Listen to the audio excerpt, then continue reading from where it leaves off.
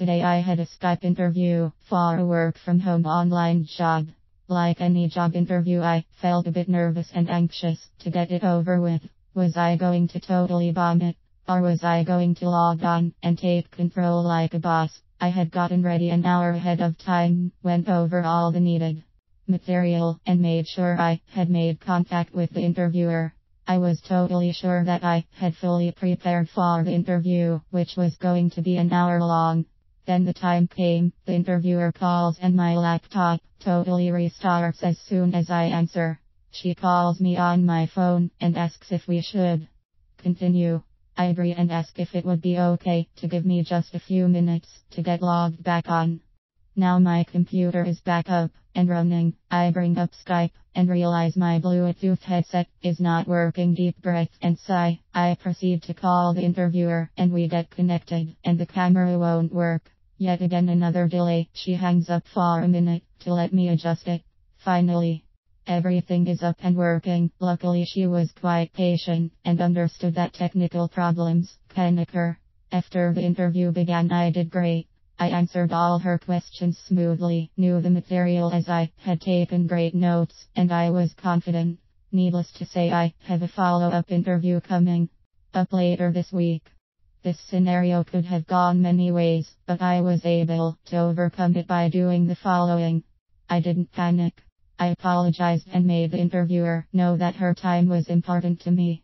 When asked what the problem was, I gave an honest answer. I admitted the technical issues were my fault. The things that went wrong could have easily been avoided if I had tested a few things from my end. Don't make excuses, it only makes you look worse. Right away I engaged in the interview to make up for lost time. I was in a quiet, distraction-free environment. No one likes trying to talk over people or have a bunch of background noise during a serious conversation. This also shows that you respect the opportunity set in front of you by giving it your full attention. If you plan on working at home, you can expect to have many interviews of this kind in your future. We will cover these jobs in detail later. We live in a world where more and more of our activities are done via the internet using technology. That includes interviews. Take my advice, always make sure that your technology is working beforehand and be prepared. Sometimes unexpected things occur, as you can tell from my story. How to prepare? Make sure you test the programs ahead of time. Some issues that can occur are your specs don't meet the requirements or compatibility issues.